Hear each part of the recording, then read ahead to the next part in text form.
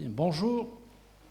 Aujourd'hui, nous continuons notre parcours dans le désert oriental avec la personne clé de ces programmes de recherche, en la personne d'Hélène Cuvini, qui est la raison pour laquelle j'ai fait ce cours cette année, puisque c'est elle qui m'a invité à venir travailler avec elle dans le désert oriental d'Égypte,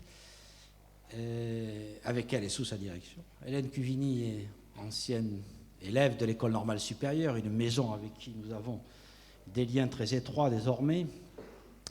Elle a été membre de l'Institut français d'archéologie orientale au Caire entre 1984 et 1988, et depuis 1988, elle est chercheure au CNRS et désormais, depuis de nombreuses années, directeur de recherche. Elle a été d'abord une formation d'helléniste et de papyrologue. Elle a fait sa thèse de doctorat sur l'arpentage par espèce dans l'Égypte ptolémaïque, et puis elle s'est très vite intéressée à ces fameux ostracas dont elle nous parlera et dont Adam Bülow-Jacobsen nous a parlé la semaine dernière. Ostracas d'abord de l'oasis de Harga et du site de Douche, et puis sur cette lancée, elle a travaillé principalement dans l'autre désert, dans le désert oriental d'Égypte, sur les traces de l'armée romaine, en participant de 1986 à 1993 aux recherches sur les forts et les carrières impériales du Mons Claudianus, et publiant notamment assez récemment les reçus pour avance adressés par les ouvriers des carrières impériales aux responsables du ravitaillement. Et puis, à partir de 1993, elle a lancé un programme de fouilles sur les praesidia, sur les forts des routes de Myos-Hormos et de Bérénice. D'abord, donc, sur la route de Myos-Hormos, nous avons eu l'occasion de parler à plusieurs reprises, puis sur la route de Bérénice, avec les forts de Didymos, Dios, Birbéisa, Xéron et Phalacron.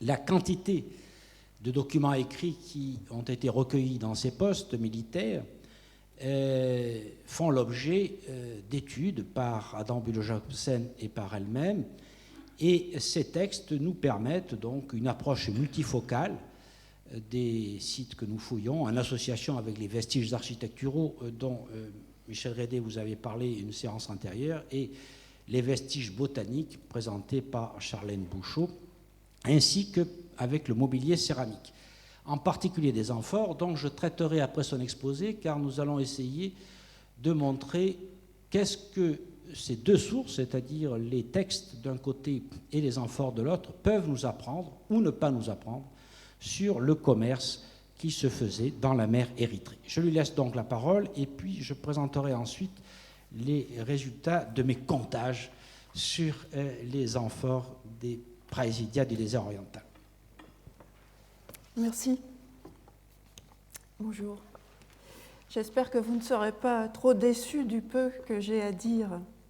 En effet, lorsqu'il m'a invité à prendre la parole dans son séminaire, Jean-Pierre Brun m'a demandé de traiter, je le cite, « l'apport des textes trouvés dans les forts du désert à la connaissance du commerce oriental ».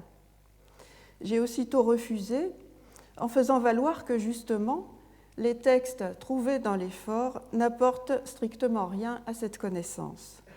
Mais enfin, lui ai-je rappelé, tu sais bien qu'ils ne parlent que de choux et de poireaux.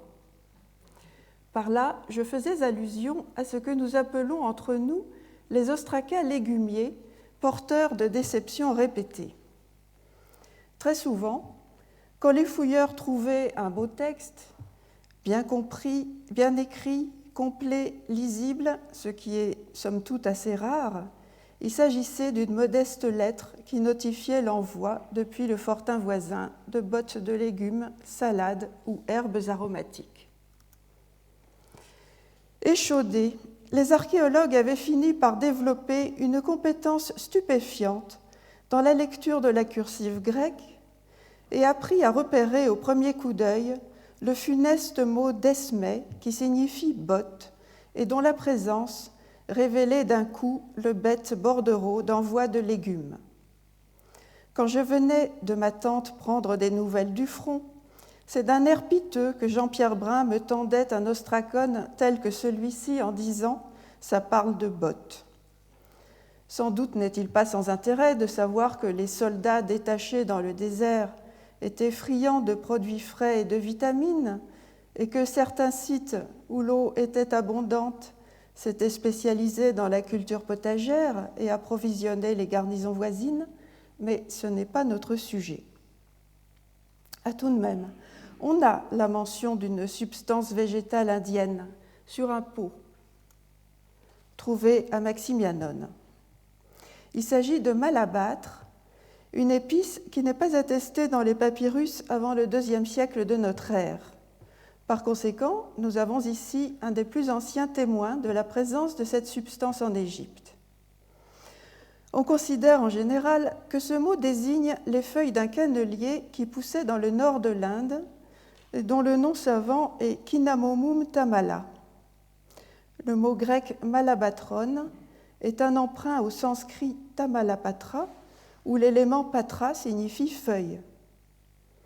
Les anciens n'avaient pas compris que ces feuilles appartenaient au même arbre que ce qu'ils appelaient cinnamomum, c'est-à-dire l'écorce de cannelle.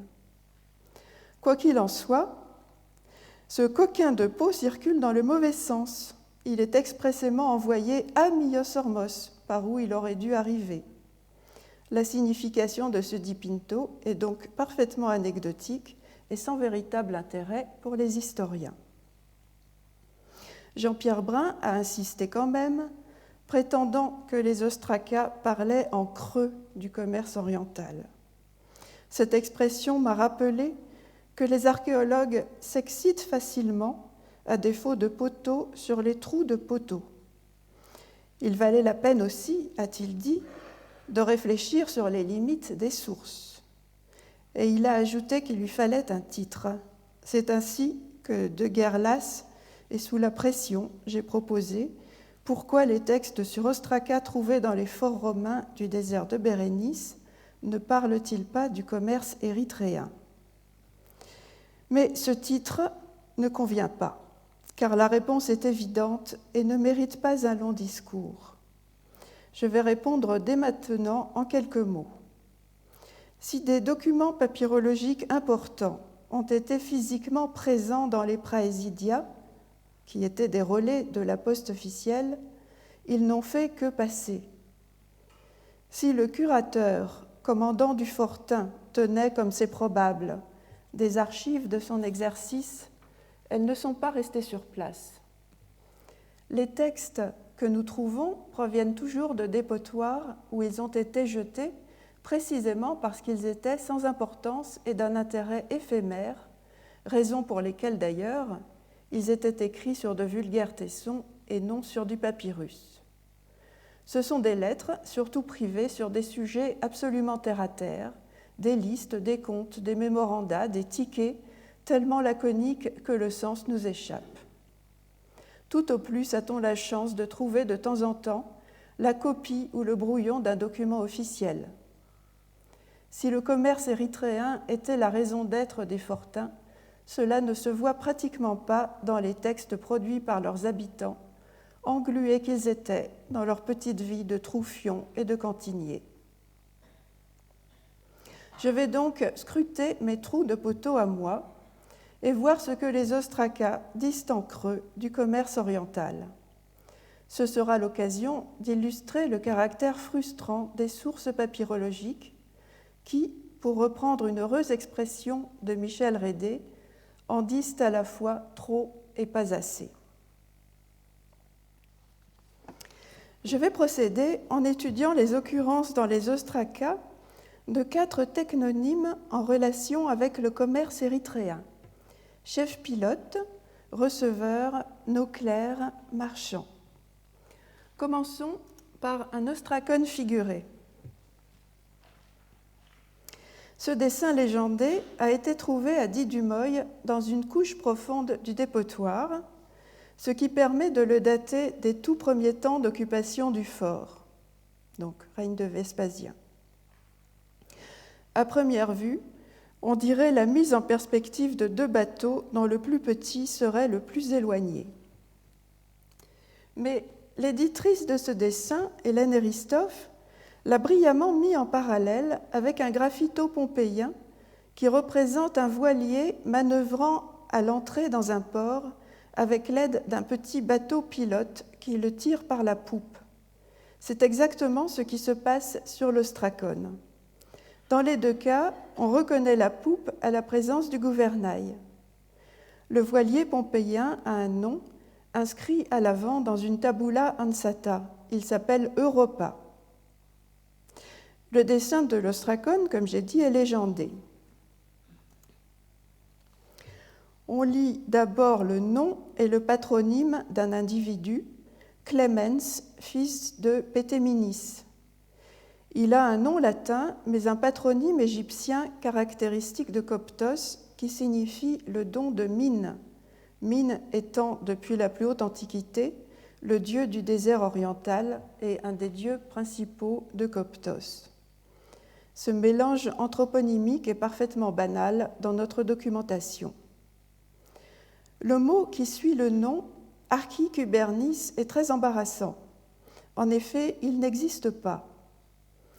Le seul mot grec dont il se rapproche est un technonyme plutôt rare dans la littérature grecque, Archikubernetes, dont le sens littéral est chef pilote. Mais les contextes montrent que ce chef pilote commandait à toute une flotte. Il n'est appliqué qu'à 3 grandes figures de la navigation de la haute époque hellénistique. Tout d'abord, Onésicrite, qui explora le golfe Persique à la demande d'Alexandre le Grand, Pleistias de Kos, qui commandait en 307 avant Jésus-Christ la flotte de Démétrios Poliorcète dans une bataille navale contre le premier Ptolémée, et enfin Timosthène de Rhodes, amiral de Ptolémée II Philadelphe, mais aussi géographe de renom et auteur d'un périplus en 10 volumes. Dans les documents grecs, inscriptions et papyrus, on trouve 2 autres attestations d'Archikubernetes, chaque fois d'ailleurs en Égypte. L'une est un graffito difficilement datable, laissé par l'Archikubernetes Apion lorsqu'il visita le temple de Séti Ier à Abydos. Quant aux 3 attestations papyrologiques, ce sont 3 documents proto-byzantins de l'archive d'un certain Sinoutès, fils de Victor, datant des premières années du Ve siècle.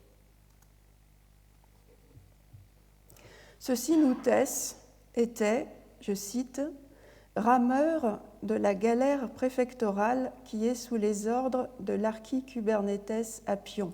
Je ne pense pas qu'il s'agisse du même Apion, parce que le graffito n'est vraiment pas d'écriture byzantine.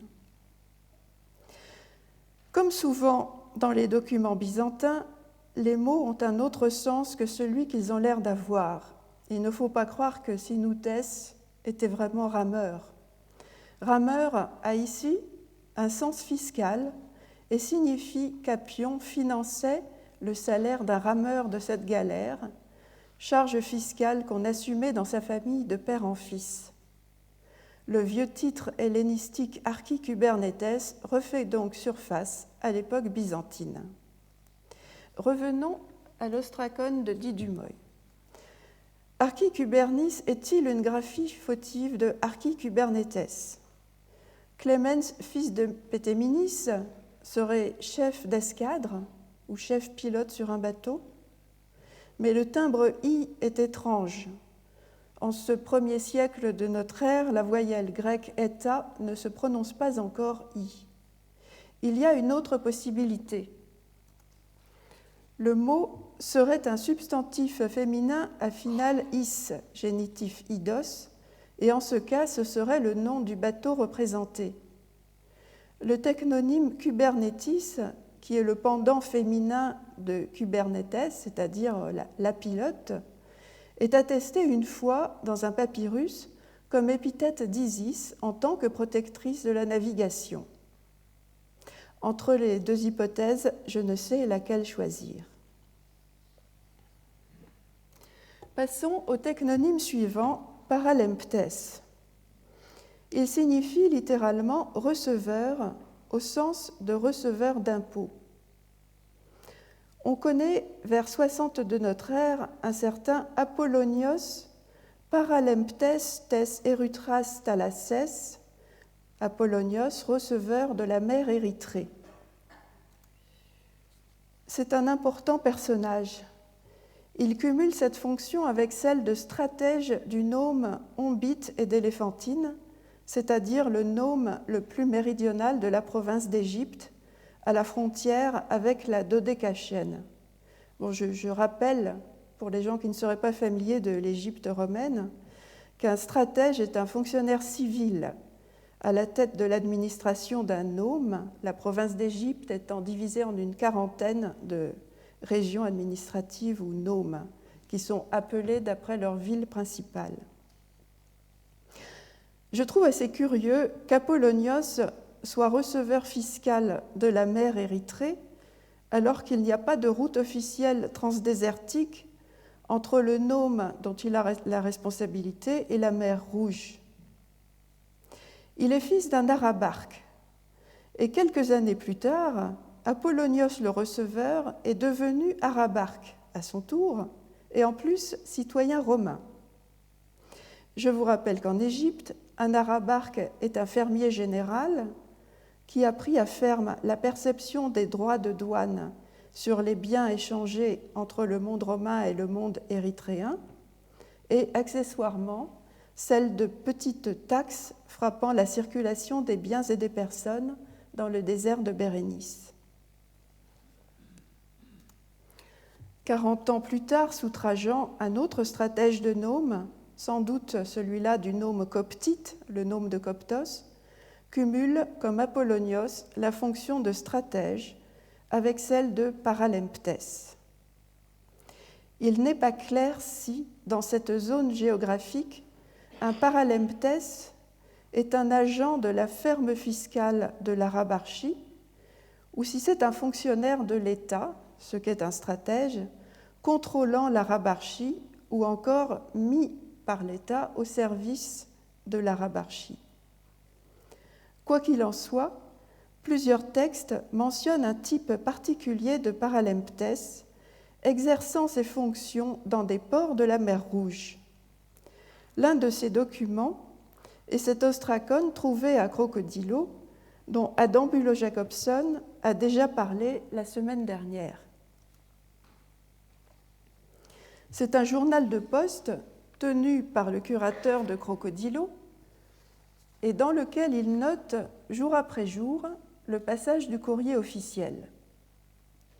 Lorsqu'il s'agit de circulaires, le curateur en indique l'expéditeur et en résume le contenu. Nous lisons ainsi à partir de la ligne 26. Même jour, à la 8e heure du jour, est arrivée une circulaire d'Avitus, receveur, Paralemptes, dans laquelle il écrit au curateur des fortins d'escorter Modestus, ici le titre de Modestus que je n'ai pas réussi à lire, il est quelque chose de Myosormos, peut-être secrétaire de Myosormos. Donc d'escorter Modestus de fortin en fortin. Eial, c'est le nom cyrénéen du cavalier, l'a escorté à Phoïnikone.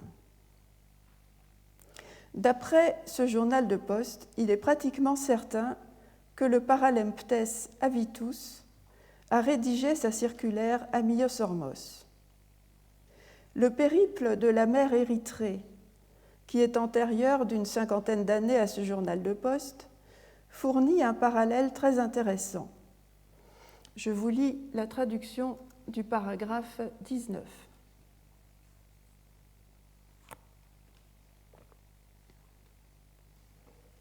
Vous pouvez suivre sur la carte.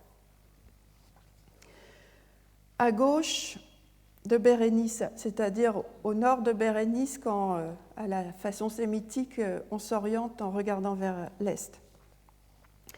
Donc à gauche de Bérénice, pour celui qui, à partir du port de la Souris, c'est Myosormos.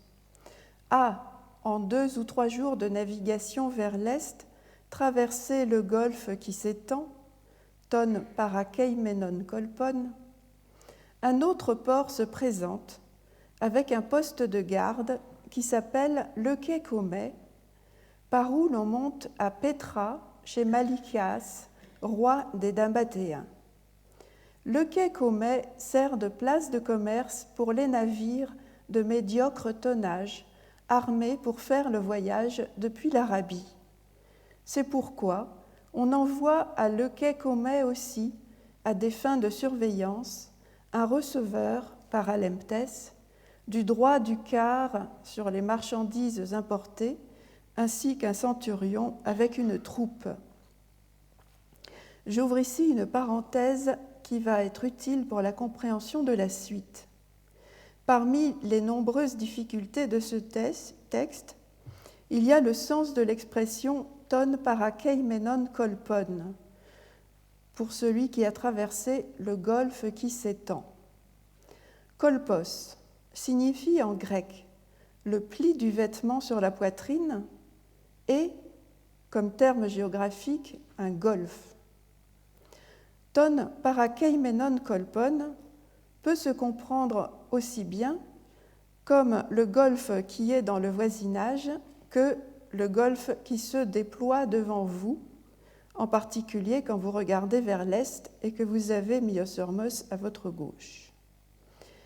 Ceux qui pensent que le port nabatéen de le quai Commet, dont l'emplacement n'est pas connu, se trouve à l'entrée du golfe d'Aqaba, comprennent que, après avoir effectué 2 ou 3 jours de navigation vers l'est, on traversait l'entrée du golfe d'Aqaba, Ton Parakeimenon Kolpon, et on arrivait à le quai Commet.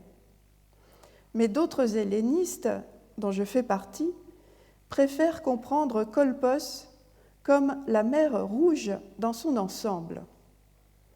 En effet, dans la conception des anciens, le golfe Persique et ce que nous appelons aujourd'hui la mer Rouge étaient des golfes, des kolpoi de l'océan Indien. Et ils appelaient tout cet ensemble Erythra Thalassa, ce que nous traduisons mer Érythrée, autrement dit mer Rouge. Par conséquent, mer Rouge n'a pas du tout le même sens aujourd'hui que dans l'Antiquité. Dans l'Antiquité, la mer Rouge au sens moderne s'appelait le golfe arabique, Arabikos Kolpos. Vous verrez bientôt pourquoi j'insiste sur ces dénominations. Mais revenons au Paralemptès. Il y en a donc un dans chacun de ces 2 ports de la mer Rouge, de chaque côté, Myosormos et le quai Commet. L'idée que Avitus était bien posté à Myosormos m'a été confirmée récemment par un ostracone de Myosormos trouvé dans les fouilles de l'université de Southampton dirigée par David Peacock. Cet ostracone n'a pas encore été proprement édité, mais il a déjà fait l'objet de commentaires dans des articles où sa photo a été publiée. C'est ainsi que j'ai pu en prendre connaissance. Comme les auteurs de ces articles ne sont pas papyrologues, plusieurs détails importants leur ont échappé. Voici une photo en couleur de cet ostracone qui m'a été amicalement communiquée par son futur éditeur, Wilfried van Rengen. Je joins la transcription. Je traduis. À Avitus, receveur, de la part de Pacubis, ichtyophage, je te prie de laisser passer mon bateau de pêche à Philothéra. Puis une autre main, en théorie celle d'Avitus, mais sans doute celle d'un secrétaire, peut-être Modestus, a ajouté au pied du document « Laisse passer à Philothéra ». De quoi s'agit-il ? Ce petit document est un laissez-passer que le pêcheur Pacubis devait montrer aux vedettes de la police maritime pour pouvoir se rendre avec sa barque de Myosormos au port voisin de Philothéra. Le port de Philothéra est mentionné chez les géographes, mais non dans le périple de la mer Érythrée. En effet, à l'époque romaine, il ne jouait aucun rôle dans le commerce érythréen qui, sur la rive occidentale de la mer Rouge, au temps de nos ostracas, transitait obligatoirement par Myosormos ou Bérénice, que le périple de la mer Érythrée qualifie de port désigné. Pacubis s'identifie comme un ichtyophage. Ce mot signifie mangeur de poissons. C'est effectivement le nom que donnaient les géographes antiques aux populations qui vivaient le long de la côte de la mer Rouge. Il est intéressant d'observer que cet ichtyophage porte un nom égyptien épicorique de Coptos, possède une barque de pêche et participe à la civilisation de l'écrit, même s'il est peu probable qu'il ait rédigé lui-même sa demande. Cela témoigne de l'acculturation des riverains de la mer Rouge et nous rappelle que, au IIe siècle de notre ère, le géographe alexandrin Claude Ptolémée situe le long de la rive égyptienne de la mer Rouge, en descendant vers le sud jusqu'à la latitude précisément de Myosormos, un peuple mixte qu'il appelle les Arabes égyptiens ichthyophages. Mais pourquoi ce brave ichtyophage doit-il demander au receveur du droit du quart l'autorisation de se déplacer entre deux ports? Mon hypothèse est que les populations locales de pêcheurs, qui devaient connaître parfaitement les côtes dangereuses et inhospitalières de la mer Rouge, étaient soupçonnées de faire de la contrebande, en particulier s'ils voulaient se rendre dans un port qui n'était pas un port désigné pour le commerce et équipé d'infrastructures et de personnel contrôlant étroitement les flux de marchandises embarquées et débarquées. Cette question de la contrebande n'est jamais évoquée dans les ostracas. Elle pourrait néanmoins se dessiner en filigrane dans cet ostracone trouvé à Maximianone et qui date d'environ 150, après Jésus-Christ bien sûr, d'après la stratigraphie établie par Jean-Pierre Brun.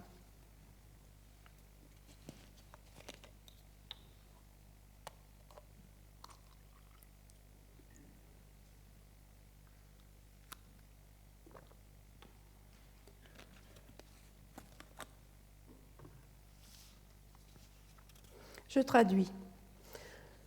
Le 20 Tubi. Tubi, c'est le mois égyptien qui correspond en gros à janvier du calendrier julien. Donc le 20 Tubi, c'est le 15 janvier.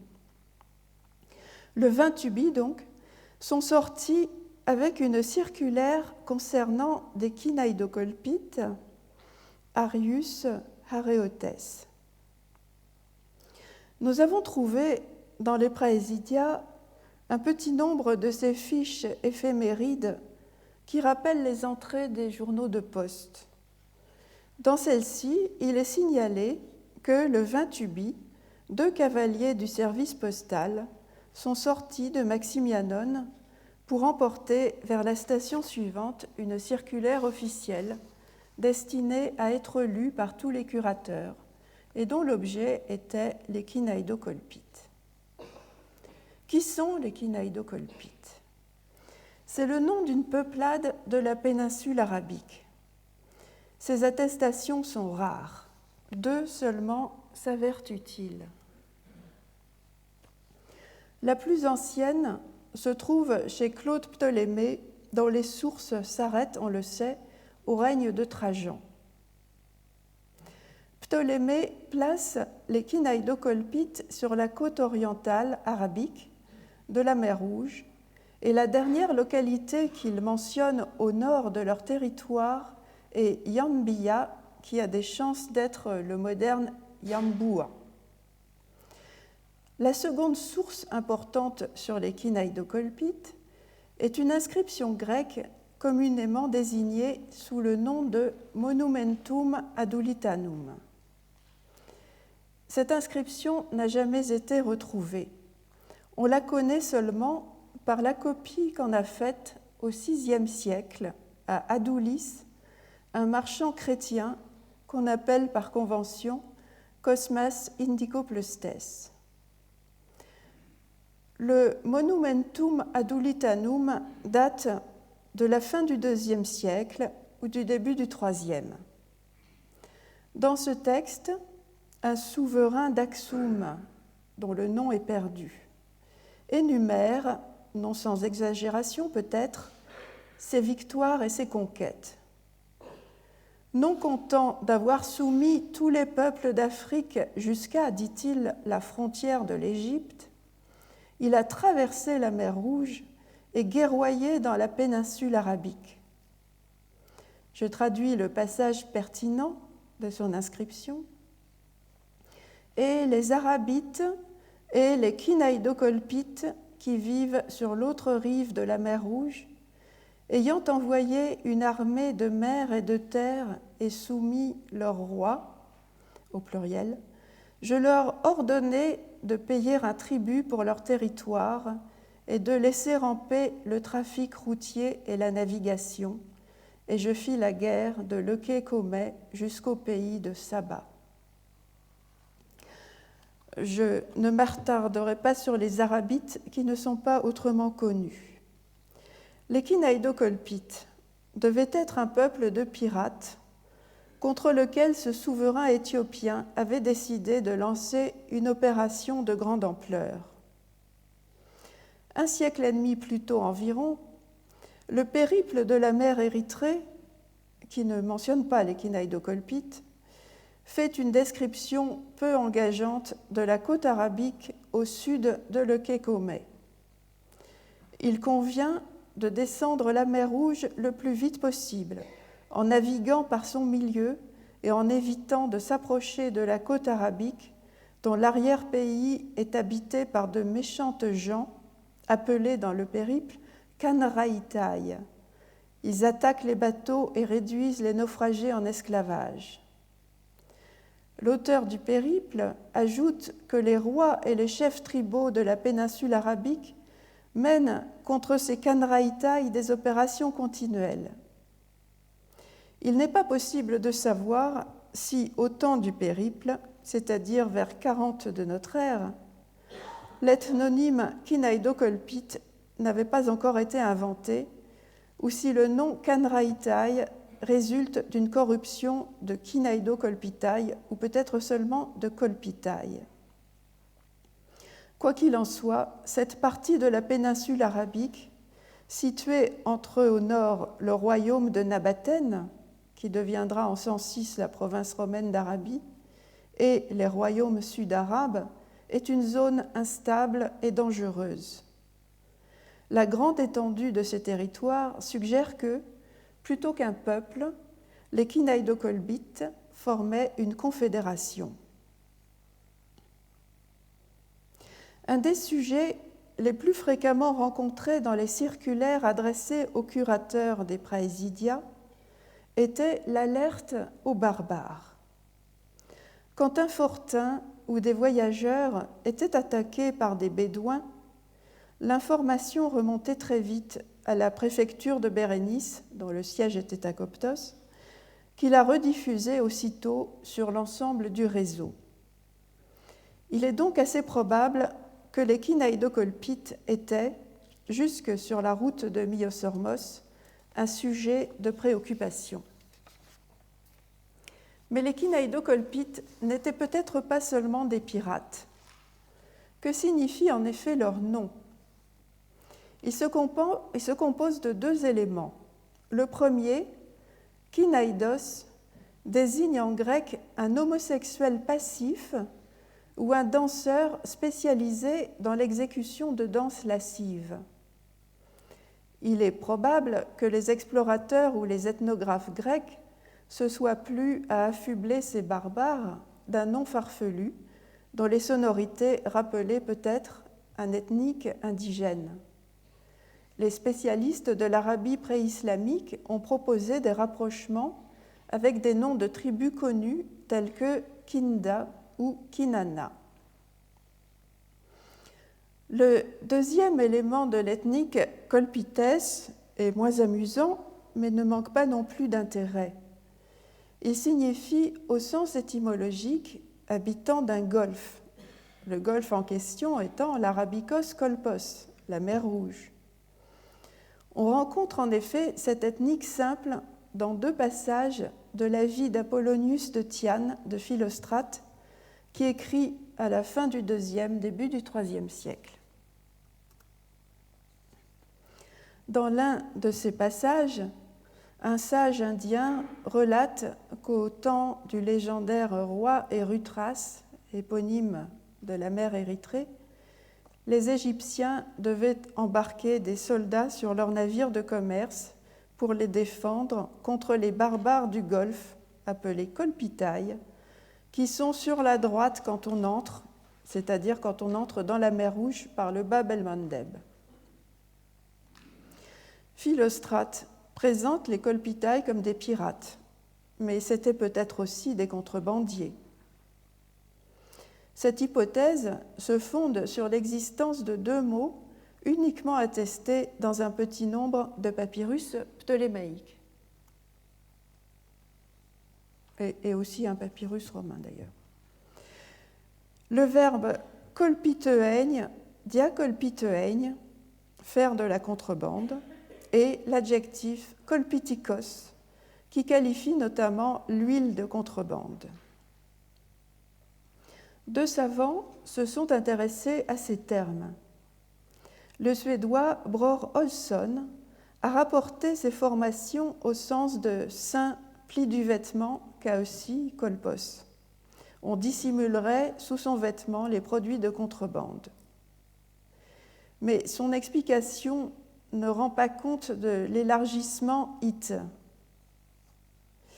Un autre savant, Frisk, dans son dictionnaire étymologique du grec, fait dériver kolpiteueigne et kolpitikos de l'ethnique kolpites, donc habitant d'un kolpos, d'un golfe, qui véhiculerait, selon lui, l'idée de contrebande. Cette hypothèse, que je trouve séduisante, suppose donc le scénario suivant. De kolpos, golfe, dérive l'ethnique kolpites. Comme c'est kolpite, ça donne à la contrebande, on dérive de l'ethnique le verbe kolpiteueigne, faire de la contrebande, et l'adjectif kolpitikos. La faiblesse de cette hypothèse est néanmoins que le verbe et l'adjectif sont attestés dans les textes longtemps avant l'ethnique kolpites. Bon.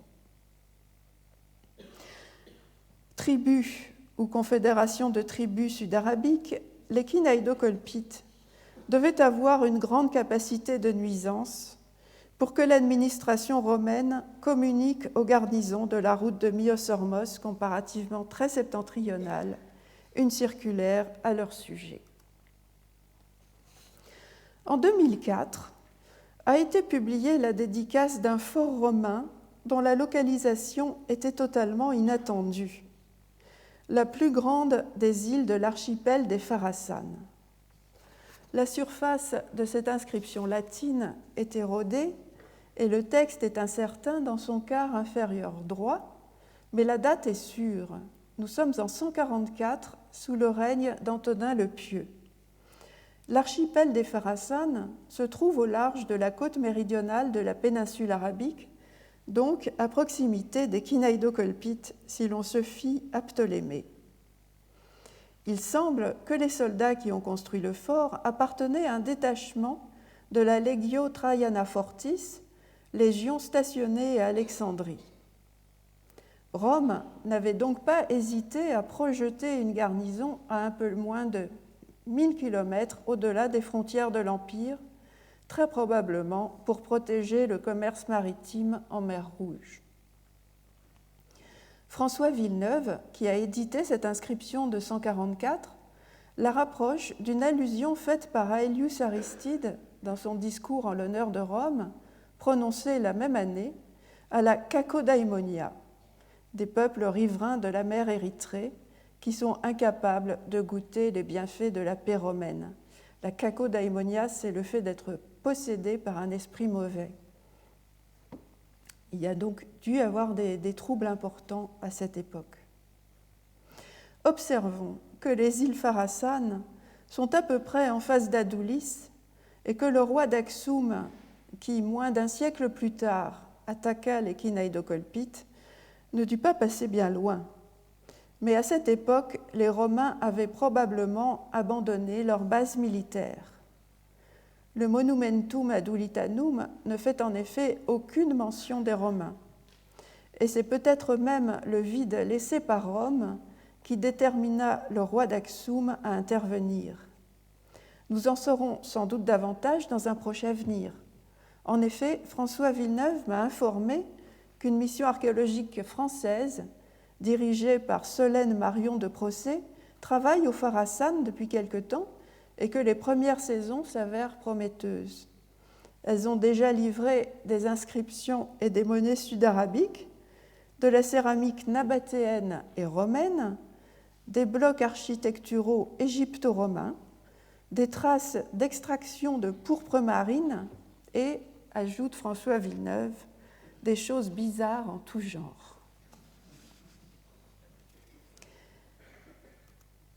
Passons maintenant à un autre nom de fonction lié au commerce oriental et qui fait de fugitives apparitions dans les praesidia, naukleros.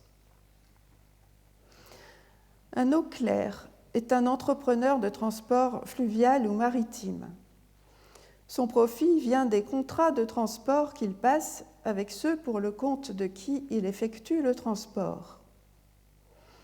Il n'est pas nécessairement propriétaire du ou des bateaux qu'il exploite. Il peut aussi bien les avoir en location. Il peut transporter dans ses bateaux de la marchandise qu'il a lui-même achetée. En ce cas, il est non seulement naukler, mais également marchand, emporos. Il peut être présent ou non sur le bateau. Seuls 4 documents écrits issus des praesidia mentionnent le mot naukler. Premier document. Ceci est un fragment du journal de poste tenu par Dinnis, curateur du fortin de Dios, visiblement épris de calligraphie. Malgré son nom-trace, Dinnis était plus à l'aise en latin qu'en grec. C'est pourquoi il rédige ses notes personnelles, comme les heures d'arrivée du courrier et l'identité des cavaliers qui l'apportent et l'emportent, en latin. Au lieu de résumer les circulaires qui lui passent entre les mains, comme le faisait le curateur de Crocodilo, il les recopie soigneusement, mais bien qu'elles soient en grec, il utilise des caractères latins. Les mots que j'ai entourés se trouvent justement dans une circulaire qui devait être le bordereau d'envoi de la liasse de courrier qu'elle accompagnait. Dans cette liasse se trouvait, si mon interprétation est correcte, un anaphorion nauklerou, c'est-à-dire la requête d'un naukler qui était peut-être adressé au préfet de Bérénice, lequel est mentionné plus haut dans le bordereau.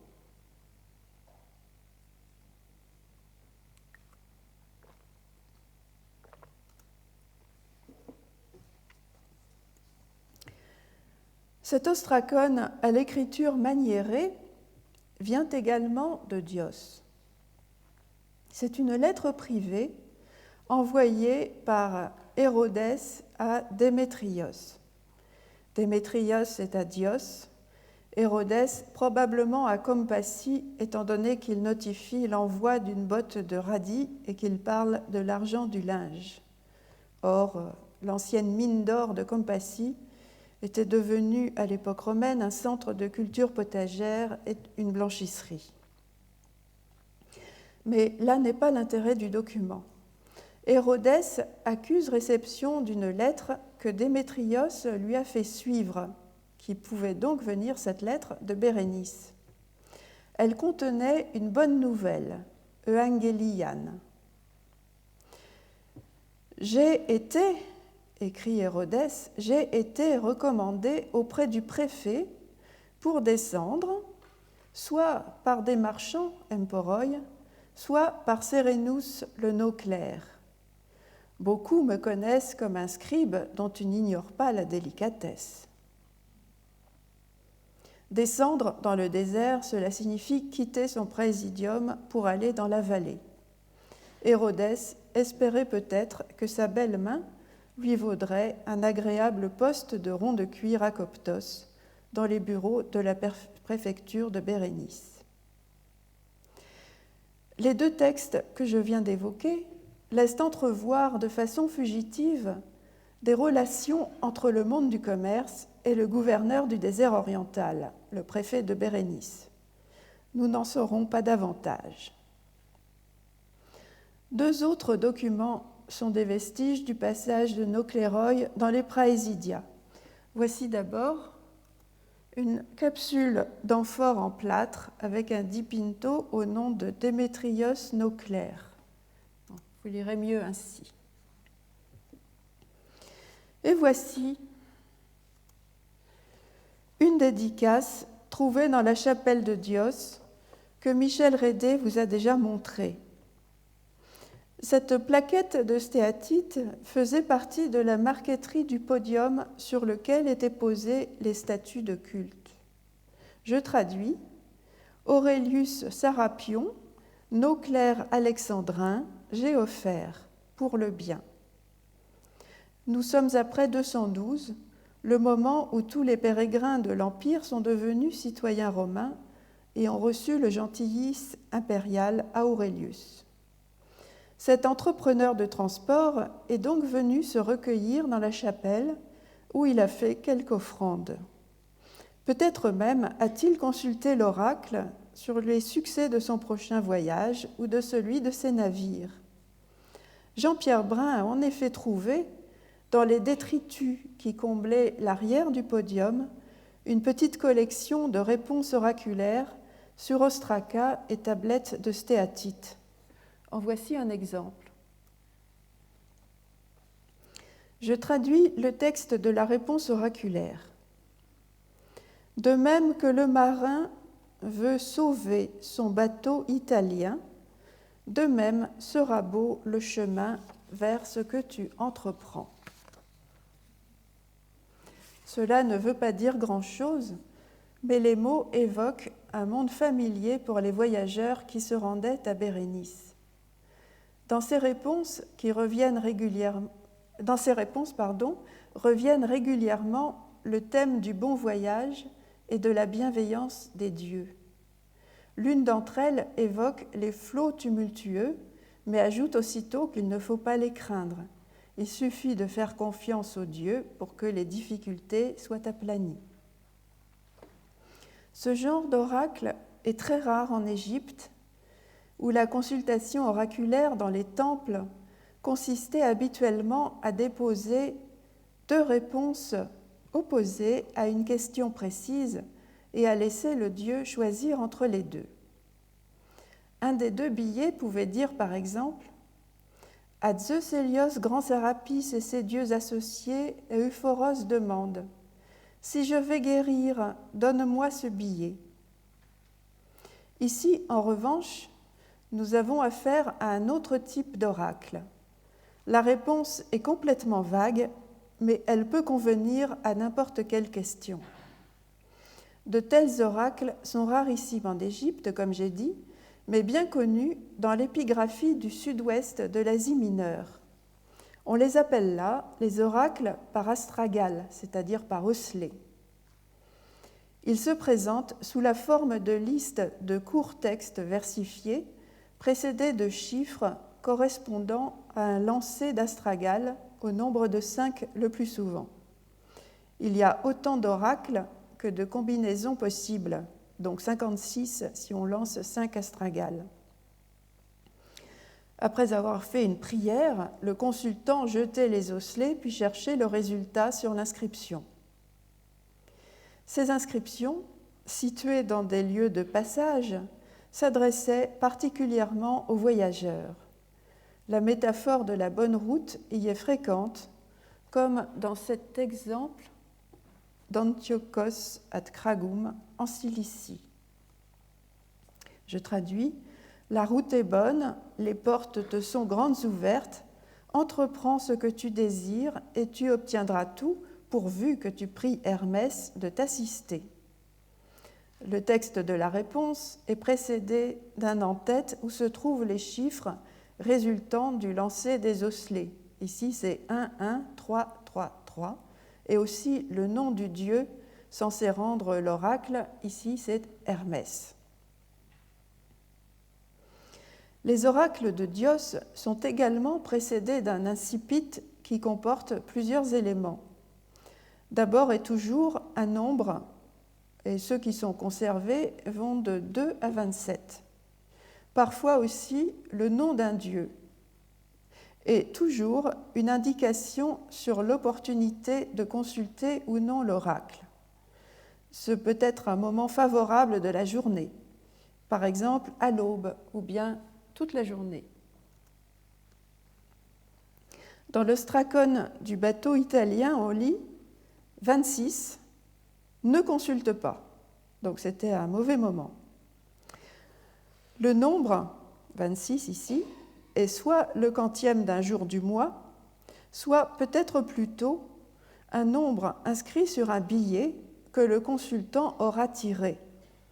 Michel Rédé a en effet mis au jour de tels billets dans la chapelle du fort de Xéron-Pélagos.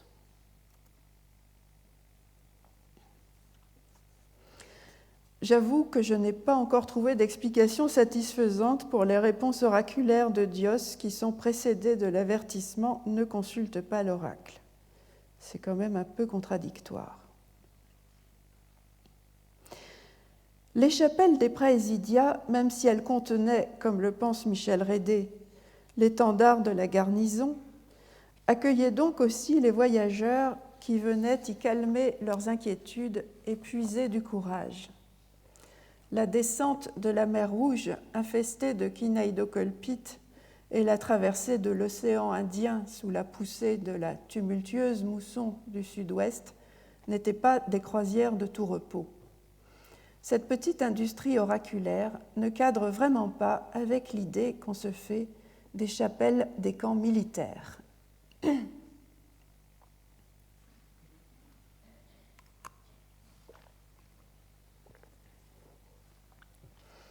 Elle est d'autant plus piquante que vers la même époque, en 198 ou 199, le préfet d'Égypte avait interdit, sous peine des derniers châtiments, toute activité divinatoire en termes qui ne laissent planer aucun doute sur ce que les autorités romaines en pensaient. Dans ce texte étonnant,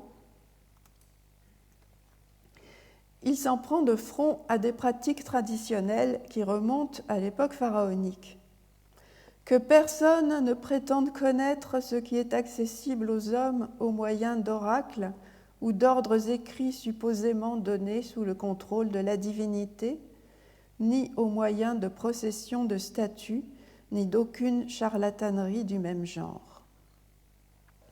Le préfet vise là expressément les billets oraculaires avec réponses opposées et la consultation des statues divines lorsqu'on les sortait de leur temple et qu'on les promenait en procession. La façon dont la statue se balançait exprimait la réponse du Dieu qu'on interrogeait. On a dit que cette circulaire préfectorale était une mesure occasionnelle prise en vue de la visite de Septime Sévère et de Caracalla en Égypte pour éviter que ne se répandent des prophéties de mauvais augure pour les empereurs. Cette interprétation pourrait expliquer la sévérité difficilement compréhensible des peines envisagées contre les contrevenants, car ces activités, outre qu'elles étaient enracinées dans une tradition séculaire, semblent bien innocentes. Mais en fait, la raison que donne le préfet pour cette interdiction n'a rien à voir avec les empereurs. Que dit-il en effet ? Ayant rencontré beaucoup de gens qui s'estimaient victimes de pratiques divinatoires, j'ai aussitôt décidé qu'il était nécessaire d'ordonner clairement à tous de s'abstenir de cette vaine curiosité afin d'éviter tout risque entraîné par leur sottise. À mon avis, cette interdiction est une mesure destinée à prévenir des désordres civils. En effet, très souvent, la victime d'un méfait se tournait vers les dieux pour en découvrir l'auteur. On a ainsi trouvé à Tebtunis, au Fayoum, dans les poubelles du temple du dieu crocodile local, environ 300 billets oraculaires du IIIe siècle avant Jésus-Christ, rédigés en égyptien et en grec. Comme ils ont été jetés, ces billets sont les réponses qui n'ont pas été retenues par le dieu et qui n'ont donc pas été rendues aux consultants. Parmi elles, il y a des groupes de 3 ou 4 réponses possibles à une même question telle que « Qui est celui qui m'a volé ?» Chaque réponse portait le nom d'un suspect différent. On comprend mieux ainsi comment de braves gens accusés à tort par le dieu et dont la vie au village devait devenir infernale ont pu aller se plaindre au préfet. Celui-ci, plutôt que de protéger les gens contre les conséquences d'une superstition endémique, voulait, selon moi, prévenir d'éventuels désordres entraînés par ces accusations. Pour peu que la population d'un village se scinde en clans ennemis prenant parti pour l'accusateur et pour l'accusé, la situation pouvait dégénérer facilement en vendetta. L'année d'une visite impériale dans la province, cela aurait été du plus mauvais effet. Quoi qu'il en soit de l'attitude des autorités romaines à l'époque où des cresmologues officiaient dans les chapelles des fortins, les oracles lénifiants qui étaient rendus ne faisaient courir aucun risque à l'ordre public et à la discipline et avaient des chances pour cette raison d'être tolérés. Terminons avec le mot emporos, marchand, que nous avons déjà rencontré dans la lettre d'Hérodès, l'homme qui se flattait de susciter l'admiration des marchands par ses délicatesses de scribe.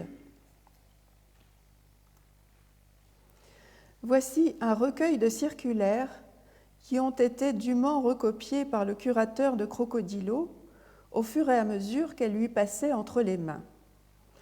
L'une d'entre elles, signalée en rouge, est adressée par le préfet de Bérénice, Artorius Priscillus, au curateur de la route de Myos-Hormos. Elle date du 15 du mois des Peiphes de l'an 12 de Trajan, c'est-à-dire le 9 juillet 109.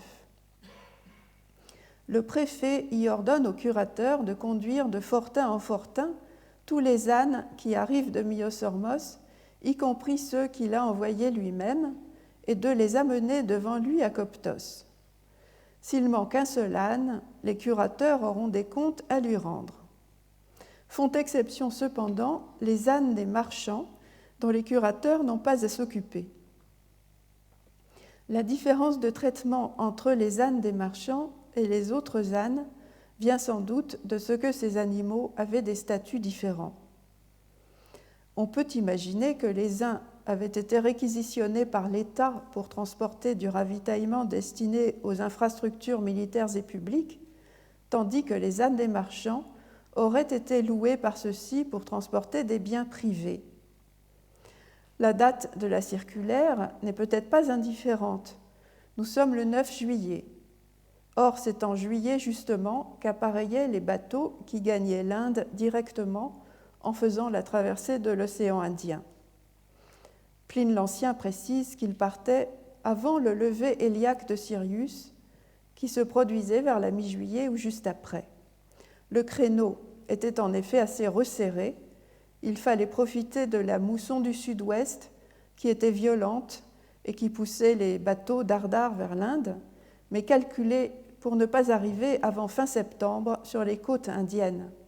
En effet, à cause de la violence des vents, ces côtes sont impraticables au mois d'août et l'entrée dans le port de Mousiris est alors impossible.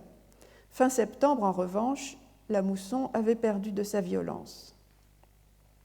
Ensuite, on avait 3 mois pour vendre la marchandise et en acheter sur place, et il fallait quitter l'Inde impérativement avant les ides de janvier pour profiter de la mousson du nord-est. Pour revenir à notre circulaire, si la date n'est pas une coïncidence, les ânes des marchands ont pu transporter à Myos-Hormos des marchandises et du ravitaillement pour la traversée, ce qui pourrait indiquer que Myos-Hormos restait un port de départ vers l'Inde malgré la prééminence de Bérénice. À présent, nous faisons un saut d'un siècle environ. En effet, la circulaire d'Artorius Priscillus est la seule mention d'Emporoi que livrent les ostracas de la première période des Praesidia, c'est-à-dire avant la crise inaugurée en 166 par la grande peste antonine, après laquelle on observe sur la route de Bérénice une gourbification à l'intérieur des Praesidia et un relâchement dans la gestion des ordures qui de plus en plus restent à l'intérieur des forts. Je ne reviens pas sur ces observations qui ont déjà été traitées. C'est dans cette seconde période des Praesidia, qui couvre la fin du IIe siècle et la première moitié du IIIe, qu'on trouve le plus de mentions d'Emporoi. À Xéron, 7 ostracas mentionnent des Emporoi et suggèrent la présence de ces marchands dans les murs des Praesidia. J'en relève 4 à Didumoy, mais à Dios, il est vrai, un seul, la lettre d'Hérodès que nous avons vue. Alors ces ostracas sont pour une part des tituli sur des conteneurs ayant appartenu à un marchand.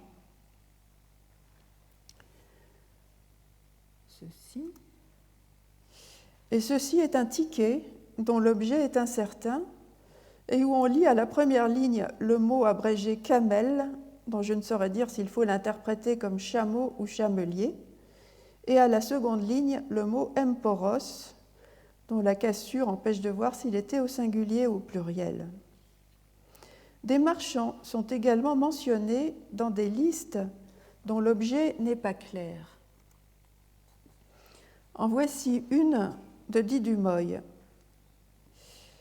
Elle s'intitule Logos Poreias, c'est-à-dire conte de caravane. Mais il ne s'agit pas d'une caravane commerciale en dépit de la présence d'un emporos appelé Achilleus. Il semble que ce soit un compte de distribution de pain et de vin à un préfet en déplacement avec sa suite, qui comporte aussi bien des civils que des militaires. Le vin est presque toujours conditionné dans des récipients appelés pleuras, nom de conteneur en céramique pratiquement inconnu dans la documentation de la vallée du Nil.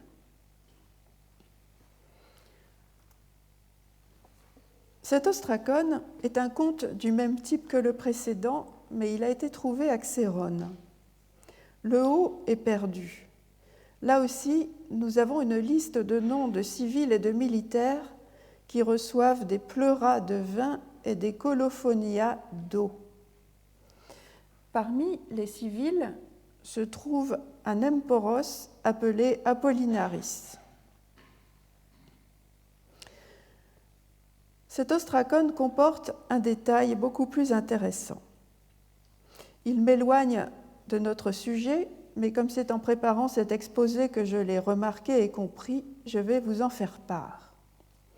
Il va d'ailleurs nous ramener au sujet par des chemins extrêmement détournés. L'un des bénéficiaires est un soldat. Comme parfois dans les listes de cette série, son nom n'est pas indiqué. Il est seulement appelé Stratiotes Anatole, qu'il faut résoudre Anatolikos, vous allez voir pourquoi.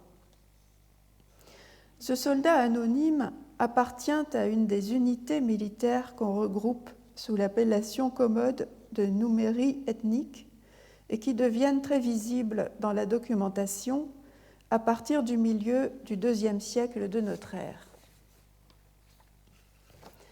Attaqué sur ses frontières par les barbares, qui en Orient étaient les Parthes, puis les Perses sassanides, l'Empire romain a eu besoin de leur opposer des soldats dont l'armement et les techniques de combat étaient identiques aux leurs.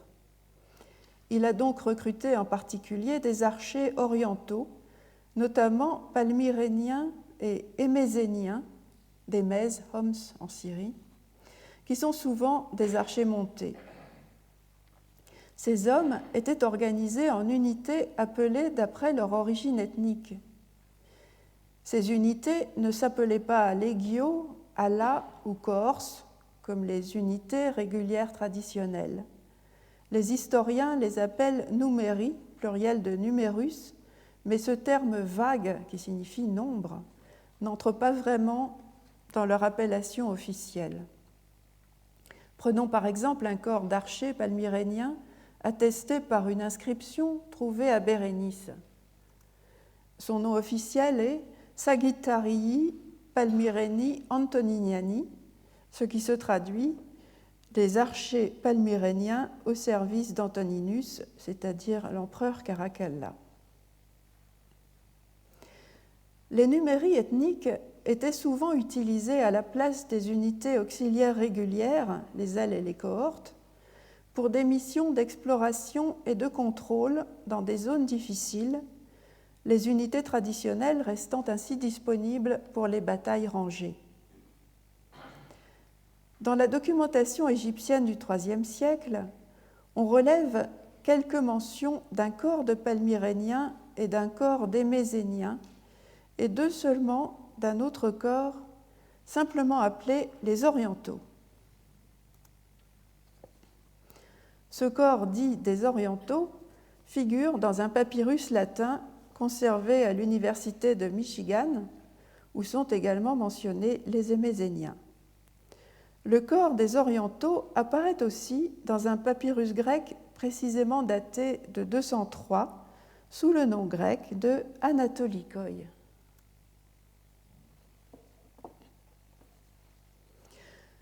Dans l'ostracone de Xérone, l'expression stratiotes anatolikos est une façon abrégée de dire fantassin du corps des orientaux.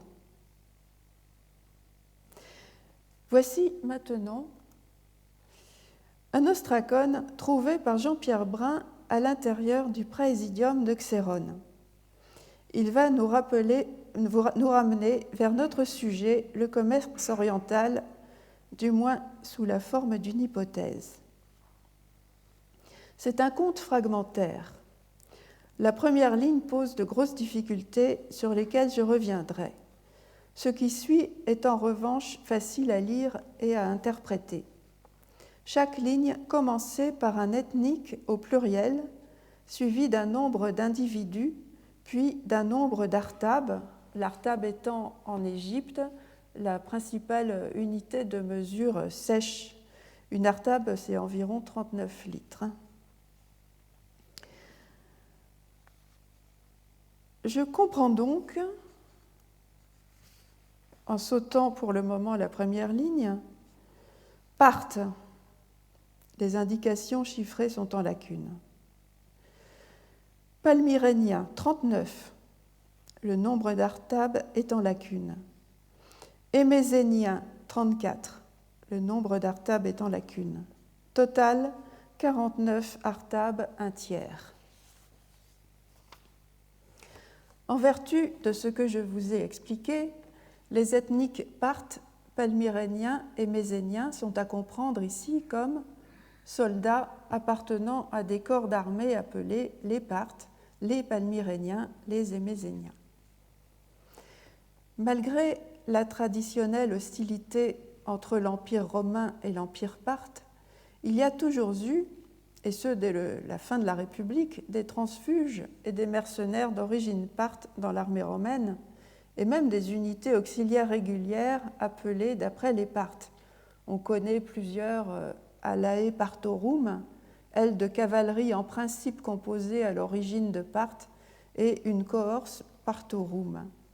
Mais aucune unité appelée d'après les Parthes n'était jusqu'ici connue en Égypte, du moins avant le Bas-Empire. Cette unité du Bas-Empire est la Vexillatio Partus Sagittariorum stationnée à Thèbes et mentionnée dans un papyrus latin de 340-342.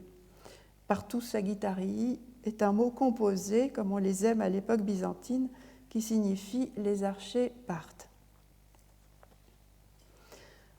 En l'état actuel de nos recherches, nous ne savons pas si la présence d'un corps parthe en Égypte est antérieure ou postérieure à l'effondrement de l'Empire parthe devant les Sassanides qui s'est produit vers 226. Je ne sais si l'étude de la stratigraphie et de la céramique de Xérone permettra un jour de le dire. Je me demande en tout cas s'il n'existe pas un autre témoin papyrologique de ce corps des Parthes du IIIe siècle. Il s'agit d'un ostracone conservé à Oxford et qui a été daté par ses éditeurs du IIIe siècle, sans doute à cause des noms des conteneurs à vin, les diplats, des doubles amphores effectivement caractéristiques de cette époque.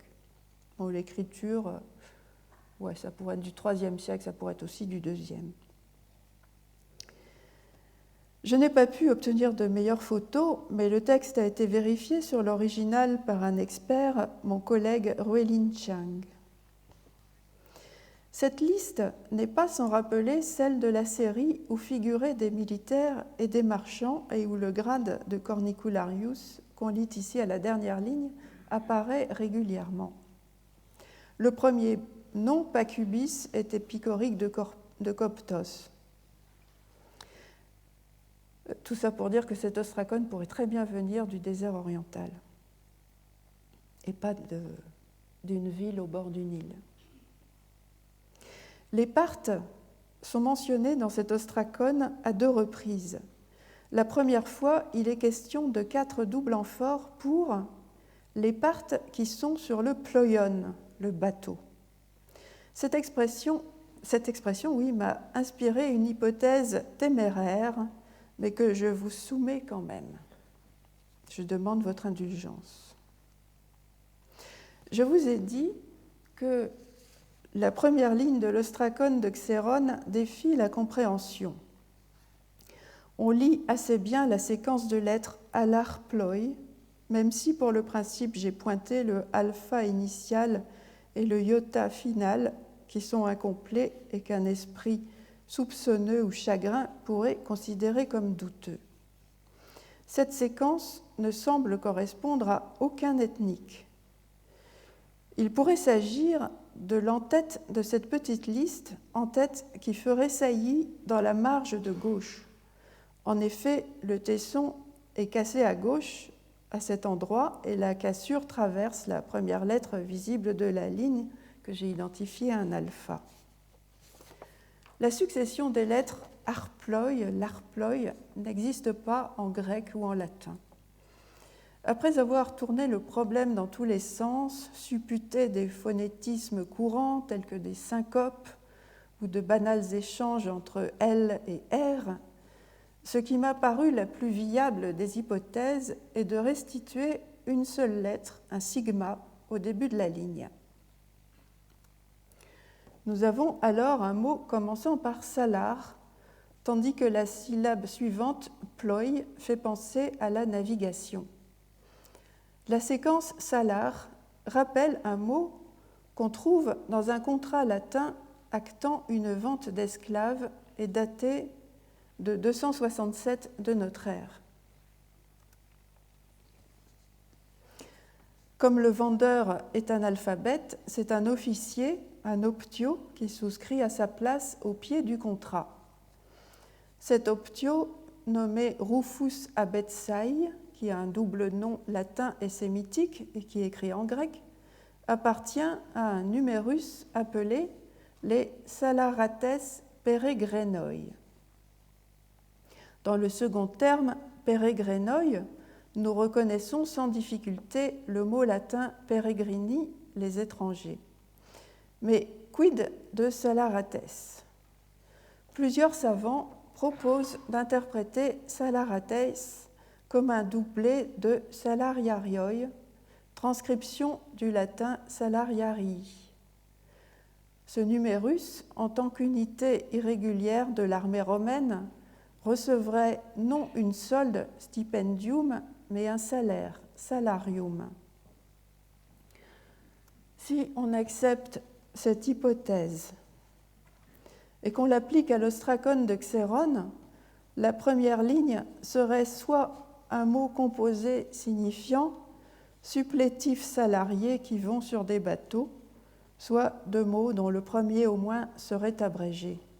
Il serait curieux néanmoins qu'il n'y ait pas le moindre signe paléographique marquant l'abréviation. Si le nombre de Parthes est du même ordre que celui des Palmyréniens et des Émézéniens dans cet ostracone, cela donne une centaine d'hommes. C'est trop pour la garnison d'un praesidium qui, à la belle époque, tournait autour d'une vingtaine. La troupe a seulement dû passer à Xérone, peut-être pour se ravitailler. Que faisaient ces archers sur la route de Bérénice? Défendaient-ils les fortins ou les caravanes contre les nomades du désert? Ceux-ci étaient agressifs dans la première période des praesidia, à coup sûr sous Trajan et Hadrien. En revanche, dans la seconde période où nous sommes, les textes cessent de mentionner des incidents ou des attaques de Bédouins. On voit au contraire ces Bédouins venir chercher eux aussi du ravitaillement dans les praesidia, sans qu'on sache exactement en échange de quel service. En admettant que les nomades avaient cessé de représenter un danger, que faisaient nos archers?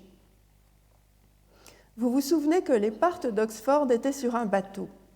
Ce n'est peut-être pas une coïncidence si les Parthes sont associés à la navigation sur l'ostracone de Xérone, si on accepte mon hypothèse hardie, et sur celui d'Oxford. La troupe de passage à Xérone allait peut-être s'embarquer sur des vaisseaux marchands. 2 siècles plus tôt, Pline l'Ancien écrivait que de son temps, le voyage en Inde avait lieu chaque année et des cohortes d'archers étaient embarqués parce que la mer était infestée de pirates. Je vous remercie de votre attention.